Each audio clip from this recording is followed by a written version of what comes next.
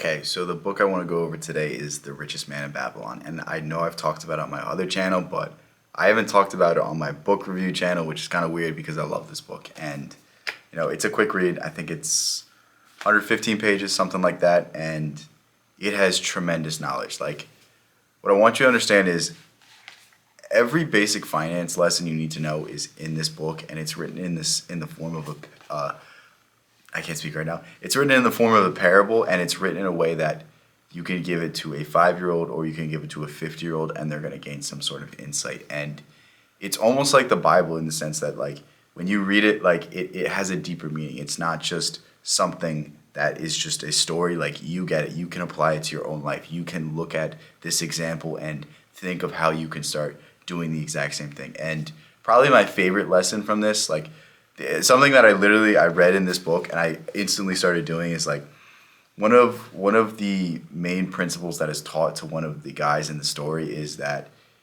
basically when you get paid something, you have to keep 10% of it. 10% goes to you and you only. And what this means is, like, you're going to take that 10%, you're going to start saving it, and then you're going to start making that savings work for you. Like, you want that savings to make money for you, and then you want the money that you're making from that savings to make money for you as well. And it's all about finding that way of compounding interest. It's all about finding that way to build up that bank account. And it all starts with you taking 10% of your paycheck and just putting it aside. And this is something that if you start doing, like, right now, I promise you, like, this may be the best financial advice that you've ever gotten. I'm not a financial advisor, but so many of us, we get our paycheck and we'll have it spent by the next time we're getting a paycheck. And it's like, at what point are you going to just hunker down? At what point are you going to say, like, I'm putting aside some money for myself? And 10% is a pretty good number because, let's face it, like, 10%, you're not going to notice it. It's not going to make a big difference to you. And